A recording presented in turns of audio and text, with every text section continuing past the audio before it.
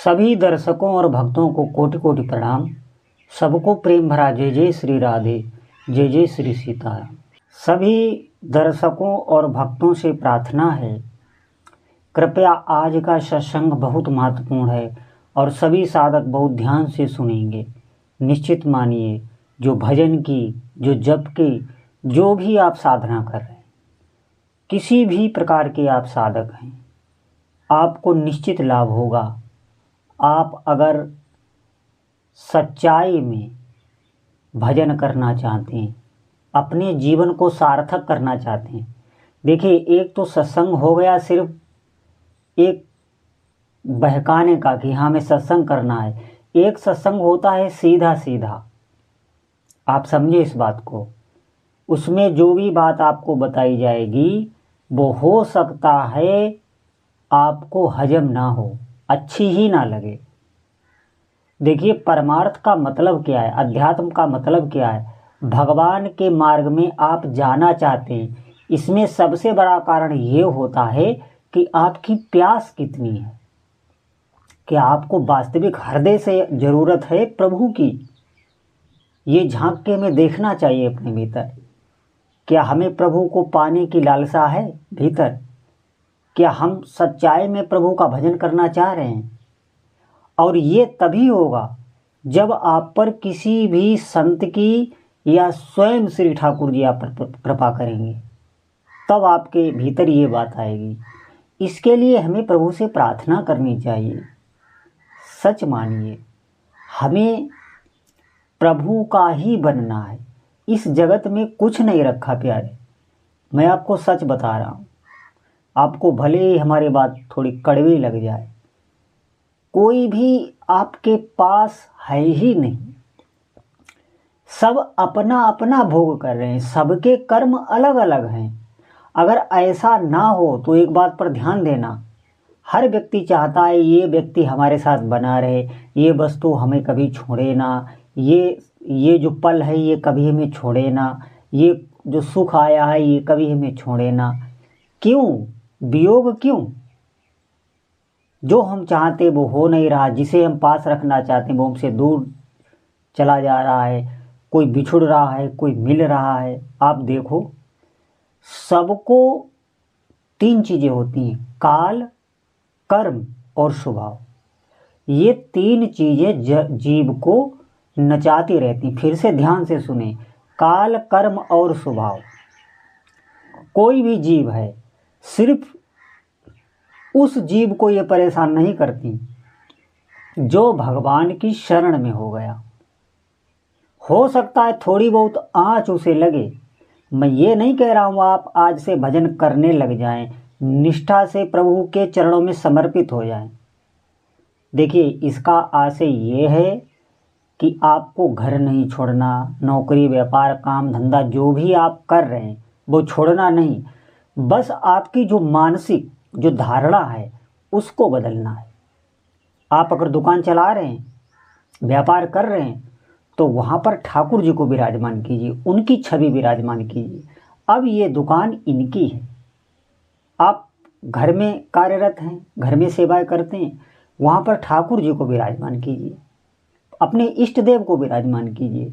अब ये घर इनका है, आप उनकी सेवा कीजिए, उनका नाम जप कीजिए, उनकी आराधना कीजिए। और जो भी आपके, जहाँ भी आप कार्यरत हैं, आप किसी पद पर हैं या किसी भी दुकान पे हैं, कहीं भी आप हैं, तो वहाँ पर जो भी लोग आपसे जुड़े हैं व्यवहार में, चाहे वो वस्तु हो चाहे व्यक्ति हो, वो सब प्रभु की है, ये मानकर आप व्यवहार की। देखिए, भीतर की धारणा बदलनी है, आपको छोड़ना कुछ नहीं है, मैं निश्चित आपको बता रहा हूँ। और अगर आप ऐसा नहीं करेंगे तो फिर वो स्थिति आपको नहीं मिल सकती है जो सब छोड़ के एकांत में भजन करने लगते हैं। मैं आपको ऐसी बात बता रहा हूँ जो उनको प्राप्त होगा, जो एकांत में प्रभु का भजन करते हैं, वही आपको प्राप्त होगा। बशर्ते आप जो भी हो, जैसे हैं, अपने को प्रभु का समझें। अपना, हमारा घर भी ठाकुर जी का है। देखिए, जिस घर में हम रह रहे हैं वहाँ कई लोग आए गए, मेरा मेरा कहते रहे, वो घर वैसे ही बना है। चाहे वो दुकान हो, जायदाद हो, खेत मकान, कुछ भी हो, वो ऐसे ही है, सदियों से ऐसे ही है। वहाँ मेरा मेरा करते कितने लोग दफन हो गए। आप दिमाग दीजिए। और जो ठाकुर जी हमारे यहाँ विराजमान हैं वो जाने कब से हैं, वो जाने कब तक रहेंगे, वो वैसे ही विराजमान हैं। उनकी बहु लोग सेवा कर चुके और आगे भी करते रहेंगे। हमें सिर्फ धारणा बदलनी होती है। इस धारणा का परिणाम ये होगा, अब आप ध्यान से सुने, ये जो मैं धारणा बता रहा हूँ, अगर आप नाम जप कर रहे हैं और प्रभु के प्रति समर्पित हैं और उनका ही सब कुछ समझ रहे हैं, ये धारणा बना के आप थोड़े दिन भजन करेंगे तो इसका परिणाम ये होगा, भगवान के चरणों में आपकी दृढ़ निष्ठा हो जाएगी और उनके चरणों का प्रेम आपको प्राप्त हो जाएगा, जो बहुत ही दुर्लभ वस्तु है। ये सिर्फ कह दिया जाता है, सिर्फ सुन लिया जाता है। अभी थोड़ा सा भी हमारे चित्त में अपने प्रभु के प्रति आकर्षण नहीं है। मैं आपको कैसे बताऊं, थोड़ा सा प्रभु के प्रति अगर आकर्षण हो जाता है, सच मानिए संसार के सभी भोग आपके आगे, स्वर्ग तक के ऊपर तक जो हमने लोक देखे नहीं, वहां तक के भोग आपको फीके लग जाएंगे।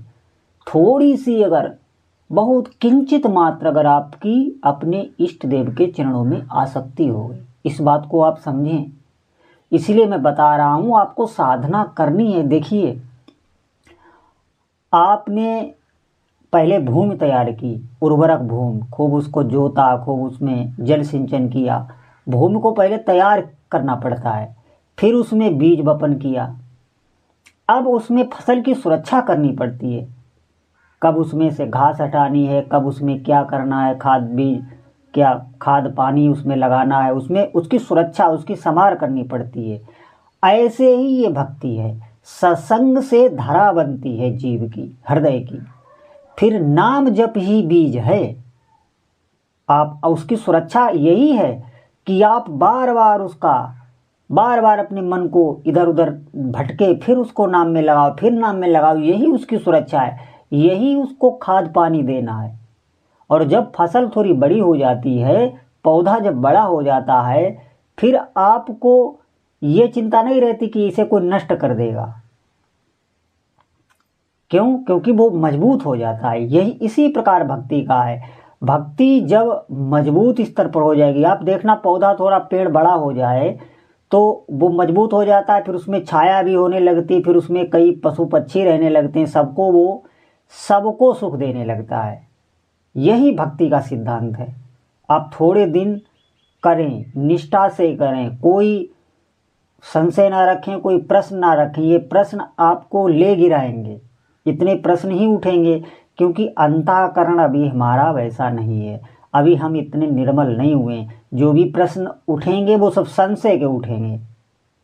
संशय ये मन आपको इसलिए करा रहा है कि आप भजन से हटिए, आप भजन ना करिए, आप आइए इस काल चक्र में आइए। वहाँ सबको पीस रहा है वो। मैं आपको सच बता रहा हूँ, वास्तव में आप अगर बुद्धिमान हैं, चतुर हैं, सुजान हैं, तो आज से ही प्रभु के चरणों का आश्रय लेके और उनके नाम का जप करने लग जाइए। सारी व्यवस्था आपकी नाम भगवान खुद करने लगते हैं। मेरे कहने का मतलब बस यही है। बोलो जय जय श्री सीताराम।